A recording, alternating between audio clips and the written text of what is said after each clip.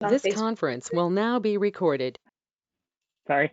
during the 2016 election, and the usage of media to sway the opinion of the people could unethically interfere in a democratic process, and voters could be duped to vote for a different candidate. Social media also didn't regulate these advertisements and therefore can't be trusted to regulate other misinformation in the future. Another myth online is the myth that vaccinations cause autism.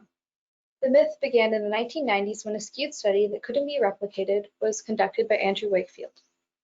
Despite the study being years ago, people still believe in its results and spread its message on social media. This is a problem and it needs regulation, as people not getting vaccinated would result in a risk not only for themselves, but for all others around them. This is especially true now, during a pandemic, when people not getting vaccinated, once a COVID-19 vaccine is created, would make curbing the pandemic a long and deadly process. Furthermore, cyberbullying on social media needs to be regulated because it's an important issue and also causes harm. Telenor reported that 79% of parents across Asia reported that their child or another child they knew was threatened online on social media. This can cause anxiety, depression, and suicide. Cyberbullying even makes people 2 times more likely to commit suicide. Cyberbullying is on a wide scale and a fatal problem that needs a solution like government regulation online. Social media companies in the past have not regulated, but government can oversee social media censoring physically and mentally harmful posts. In addition, with government regulation of social media, user and national security can be protected. This is because the government can regulate information that relates to security and monitor platforms' usage of private information. According to Cato Institute, terrorist groups use the internet to promote their ideals and recruit members. The government should be able to regulate information about terrorist groups to prevent the spread of their ideals and to make recruitment of members more difficult, to not allow an increase in terrorist activity, which would cause the death of civilians. If the government was able to regulate social media, they could also control the utilization of consumer information. According to NPR, in 2015, Facebook allowed Cambridge Analytica to harvest information about 87 million users. Cambridge Analytica used information like locations and page preferences in order to analyze characteristics of users and use that to target people in political campaigns. Social media companies have no incentive to and can't be trusted to protect our information, and that was shown by this scandal. If the government had the power to regulate social media companies, however, they could regulate how companies use information and prevent future scandals that impact our political lives. In conclusion, it is of paramount importance that the government regulate social media due to misinformation, cyberbullying, and the fact that the government can protect our security. The safety of the people should be our #1 priority when lives are at stake, and the government regulating social media would encourage that ideal. Therefore, it is necessary to advocate for government regulation of social media. Okay. Questions? Okay, so do you know why those companies want regulation? Because the companies understand that there's violence and hate speech on their websites, and that's a problem that needs to be solved. And then why is it only the bigger companies that want it? Like, you said Facebook and then you said YouTube, correct? Or I only mentioned Mark Zuckerberg. I didn't say Mark Zuckerberg was the only CEO who wanted that. I just provided that as an example. Okay. Okay. Then yeah, that's all I really have for questions. Okay. All right, Lawrence. I believe that our most important freedom is freedom of speech. The freedom to speak freely and express yourself without the threat of opposition or oppression or censorship from the government. In modern times, social media has become a new way of expressing this freedom and accessing the free marketplace of ideas. However, there's been a push to regulate these platforms in order to protect people from things like hate speech and misinformation. Not only is this an infringement of freedom of speech, but it gives the government too much power by allowing them to determine things that are subjective, like what constitutes hate speech and misinformation. There are many alternatives, one of which being social companies can regulate themselves, and they're even incentivized to do it. Therefore, I'm against social media regulation by the government due to the fact that it would destroy the freedom of speech that our society is built on. Social media regulation by governments intended on stopping cyberbullying, misinformation, hate speech infringes on freedom of speech.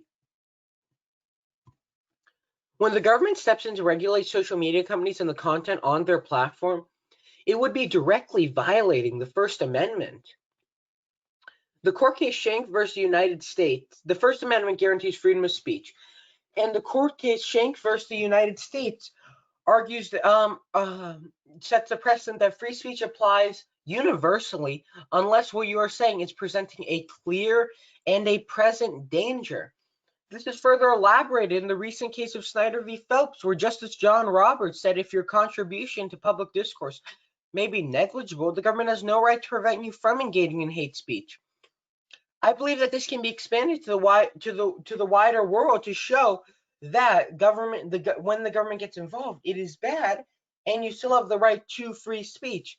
This means the government should only have the right to step in when you are causing a clear and present danger. However, this wouldn't be regulation, but instead be arresting the individuals who violated the law. My second point is it gives the government too much power by allowing them to determine these subjective things. Allowing them to regulate social media allows them to ban things with a degree of subjectivity, which would leave it up to whoever empowered to define terms like misinformation and hate speech. This could be used in many ways by the government, in particular to push or invalidate a political agenda. Many of the facts on the divisive political issues of our time are disagreed upon by both sides, and therefore whatever group is in power could claim that advocates of other groups are just posting misinformation and get it taken down. Recently, Twitter fact-checked one of Trump's tweets, and Trump said that he sought to take legislation to stop Twitter from doing this, and as he says, unfairly censoring them. This shows the bias, and it shows that this isn't just paranoia, and the fact that he wanted to push legislation to do this shows that if he had the power to do it, he would. In conclusion, government regulation of social media would be an overextension of government power and to be furthermore inefficient as the government is known to be. Social media companies already have an incentive to self-regulate to keep users on the platform, and this keeps our rights intact without making these platforms awful places. In addition to this, it would not be up to whatever group holds power and is heavily biased to decide universally what subjective terms like hate speech and misinformation mean.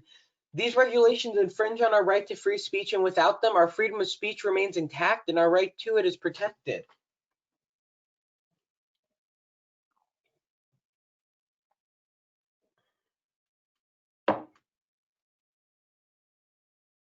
Okay.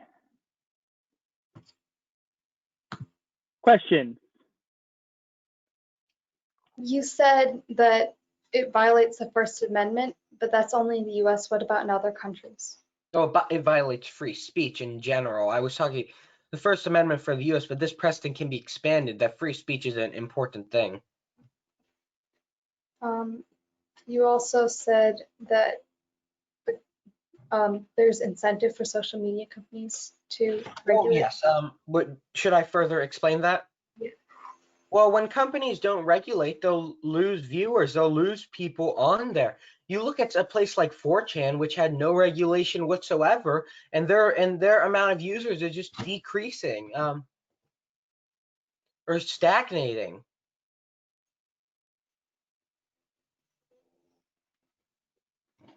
That's all. Okay. All right, take a minute to prepare.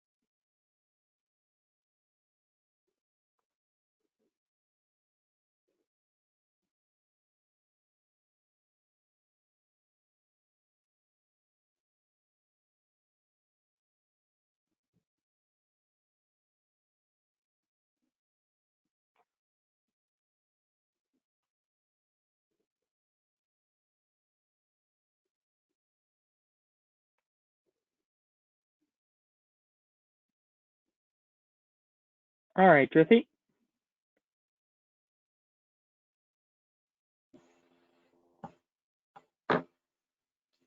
My opponent stated that the government regulating social media would limit free speech due to the First Amendment and Supreme Court case in the US. However, this only applies to the US, as many other countries do not have laws protecting our freedom of speech. Furthermore, my opponent stated that the government would have bias when determining subjective things like misinformation and hate speech. However, he provided examples such as President Trump's flagging of tweets, but no other examples from other countries in this way as well. And my opponent also claimed the government is inefficient without providing any other information or evidence to back that point.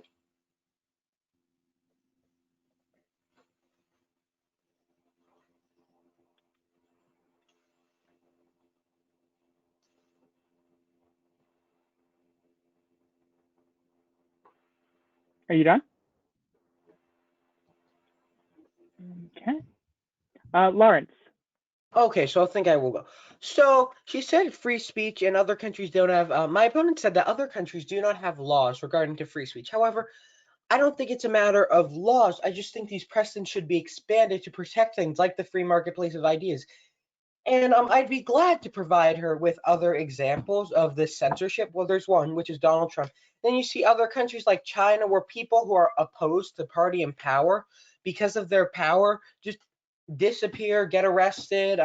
It's illegal, stuff like that. Other countries have laws against this because they have the power to do this.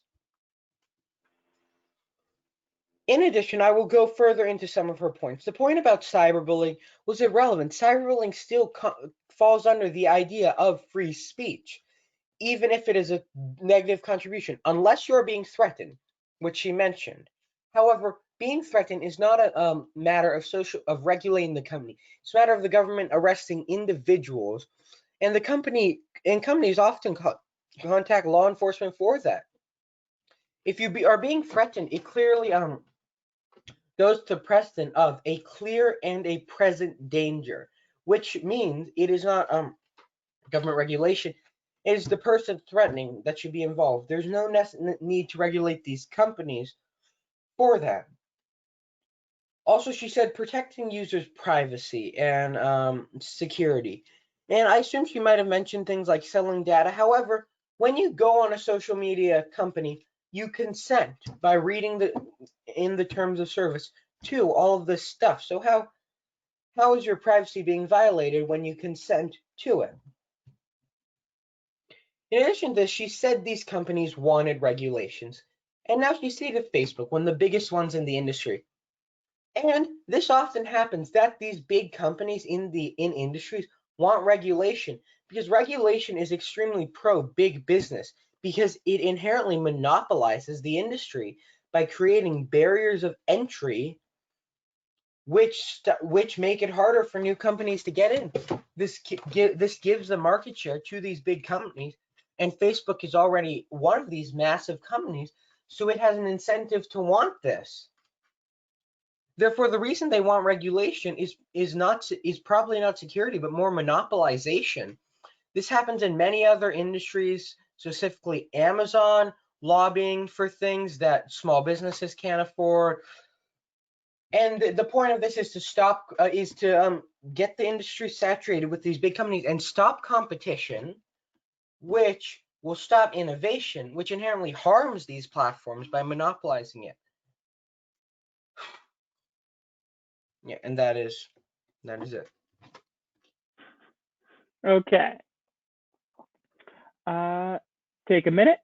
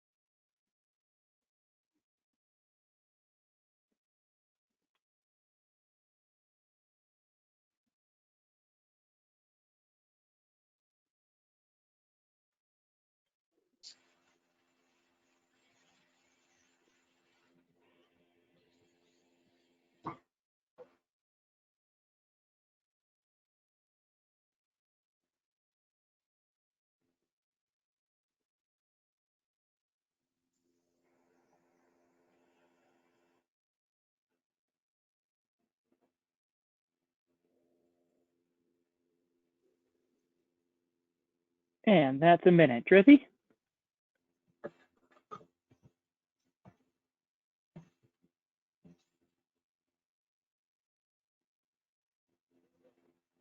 Can I start?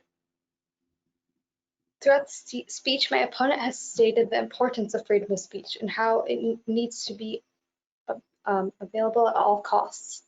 However, freedom of speech can lead to death in ways that have nothing to do with clear and present danger. For example, with misinformation, like I said in my original points, misinformation about vaccines can lead to lack of vaccinations for dangerous diseases, which could kill more people. And misinformation about vaccines is not clear and present danger. And that still needs to be regulated, which is why the freedom of speech can't always apply. Furthermore, the freedom of speech, you also said that clear and present danger is not regulation, it's arresting or punishing individuals for doing something illegal, such as cyberbullying by threatening. However, cyberbullying can have other effects without threatening, such as mental effects, which can lead to suicide without physical threatening. Furthermore, my opponent stated that the government has bias when determining what is misinformation. Misinformation already has a definition. It's unintentionally spreading false information about a topic, and that's not something that would be determined by the government. The government could also have a set definitions for things like misinformation and hate speech.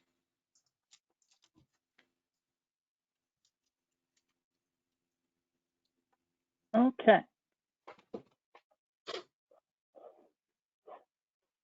Do I go? Sec? Yes. Okay, so the first thing my opponent stated in her closing statement was that freedom of speech cannot always apply if it is harmful. However, I believe this is an inherently dangerous idea because when you start saying one thing is harmful, you go down a slope where opposing ideas start to be harmful. And she said the government can clearly define these things. It doesn't matter if they're clearly defined, if they have the power to censor them. Like misinformation, they could say the other side is false, like what the Communist Party does in China right now, like what Trump was trying to do himself, and label this stuff as misinformation. In addition to this, cyberbullying, while it is a terrible thing, these companies already have incentives to ban it, and it is banned on in most companies' platforms on their own without the government having to universally interpret things. And when I said that the government is inefficient a while back, she said I had nothing to prove that. Now I'll pose a scenario. Every private counterpart to the government in the postal system, school system has inherently higher and better results. That is why I'm saying the government is less efficient than private regulation would be. In conclusion, I believe this would be an extreme overextension of power by governments, limiting our speech, and free speech is crucial because it provides a network for innovation and ideas to be spread, and that is why I am against this regulation. All right. Really great. So I'm really bad at refutation and closing. Well, let's talk about it a little bit. And I think there's just a couple things we need to address. I think for the most part it was fine. The cases are fine.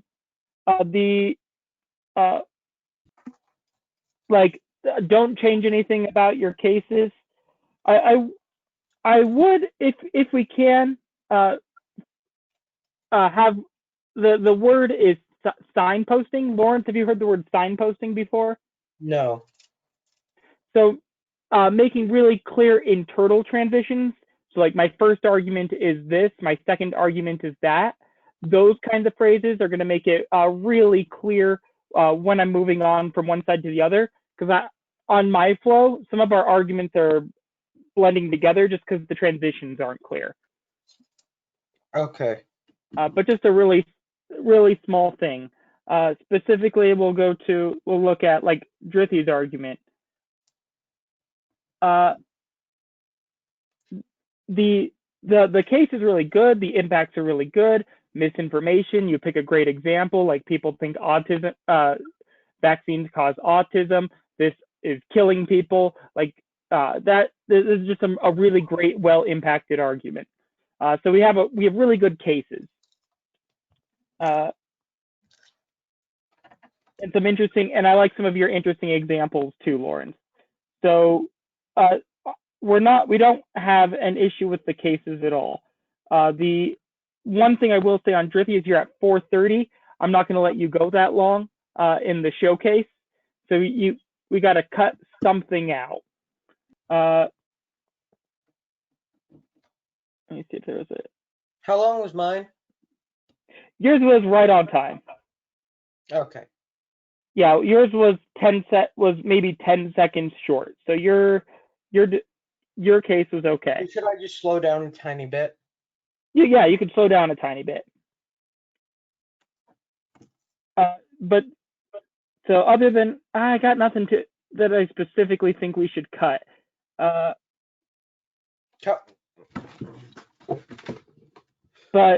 I guess I have to leave that to you, Drithi. Okay.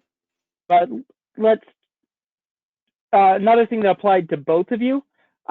There still seems to be like a lot of reading going on.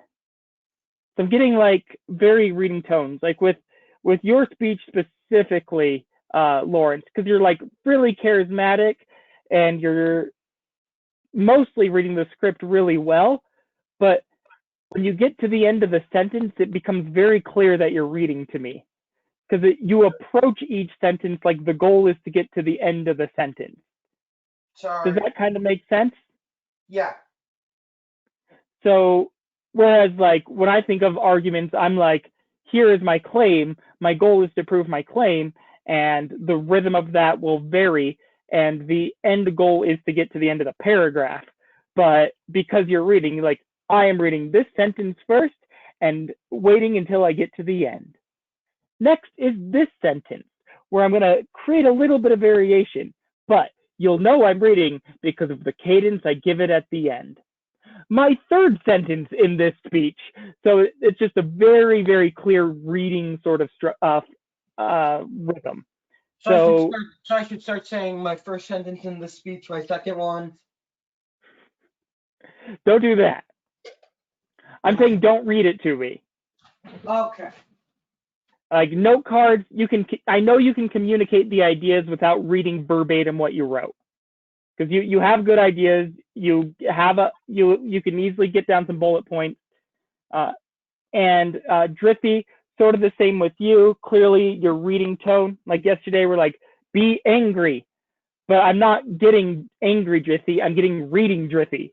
You're giving me your reading voice. I don't want your reading voice. I want your angry voice. So just work on like really trying to make that fluid, getting off that script as much as we can. Drithi, you were looking down most of the time. So we want to break away from that. The audience is the camera, not your script. On refutation, small thing, starting with Lawrence.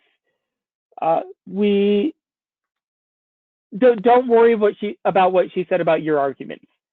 Focus on her case on the case in your refutation speech. Okay. Different formats of debate work differently. This one, you just don't defend your arguments in this speech. You have 2 case speeches and 2 attack speeches. It's not like every format, but some formats are like that, where you kind of just have to ignore something your opponent said until a later speech. It's not ideal, but just really focus on the speech. But you can also bring up things that happen in cross-examination too. And both of you, like, write down some generic questions for cross-examination, like things that you can ask in every round. Like, is free speech important? Because I don't want you just letting like 1 minute and 30 seconds of potential question time on the table. So just think of a couple questions ahead of time.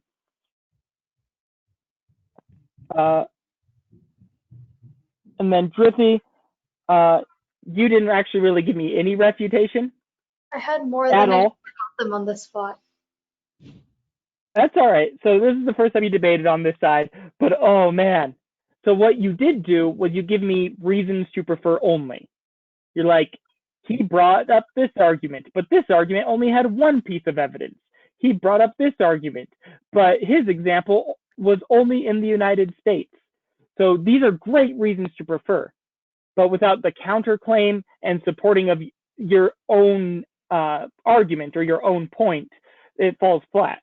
Because even if you brought up no evidence, well, then I still have no reason, but you still haven't given me anything that's true. You just said, like, well, maybe he's not right. Like, maybe, but he's the only one saying anything. So, like, on free speech, like, that's an American specific idea. That's a great point for a reason to compare. But then you specifically have to say free speech in any society has to be weighed with other factors. So even in the United States, you can't threaten people. You can't incite violence. Like, we weigh the right of free speech against other important values. He only provides American evidence, but we see throughout the world, like, you now his U.S. specific is hurting him because you gave me something else to consider it against. Does that make sense, Drithi? And another thing on these refutation speeches, remember, we want to structure them just like opening speeches. We still want an introduction. We still want to say, I have 3 points of refutation. You don't have to tell me what they are, but just give me some number, or even if I have several points of refutation, or a couple points of refutation, even if you can't be precise in that moment, just tell me you have some points of refutation. So that's going to be your first paragraph, an opener and telling me what you're going to do. Then do the thing. Then you give me all your refutations, like you did fine, and then give me some kind of concluding section. For these reasons, please vote for the con. For these reasons, please vote for the pro. Make it very clear that you're ending your speech. Because for both of you, it's like,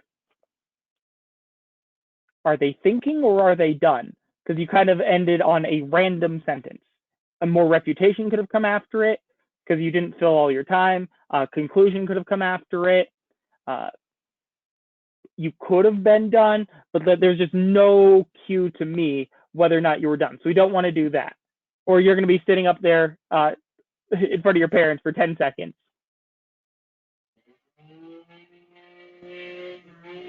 Okay. And then I'm going to ask you, are you done? You're going to be like, but if you make your conclusion very clear, I'll know that. So just remember, every speech has the same structure. You still have an introduction, you still have a body, you still have a conclusion. Even in the refutation speeches, even in the final speech, we're going to have that same structure. And the final speech looks the same way. I won this debate for 2 main reasons. That's it. That's all you really have to do. And then Drithi, you actually do a really, really good concluding speech. Like, you don't have the introduction and conclusion there yet, but you start with, my opponent says we really need this idea of free speech, but we see that this leads to death in these cases. Like, this is great. You're doing comparatives. He has a big value that maybe there's some corruption, but you're saving lives. You're doing a great job of winning this debate in this final speech. That's exactly what you should be doing, and you do a good job at it. And then you finish your good point, and then you give me something else. The whole bias point you go into afterwards, not as important, but you're filling your time because you already got everything you needed to, all the important stuff out of the way of the big argument that you won. So that would be totally fine in any debate. You're killing the final speech, Drithi. And then Lawrence, you got to engage in that weighing too. You're still trying to win arguments or lose arguments or beat arguments. Get more into that weighing like Drithi did. Okay. We got either lives or we got this principle of free speech. You got to make free speech important again. Because right now she's winning on the number of lives saved. So you need to outweigh number of lives or you're going to lose the debate. Okay. All right, so that was a lot, and I know we don't have a whole lot of time, but basically it comes down to write down a couple questions so you're prepared for the crossfire. Have introductions and conclusions in all of our speeches, and Drithi, work on that refutation a little bit more, and Lawrence, work on your weighing a little bit more. So each of you just have 3 things to consider going into your next debate. Are there any questions? All right. Which side should be arguing for that for the showcase? Sorry, I can't hear you. What was that? Which side are we going to be arguing on for the showcase?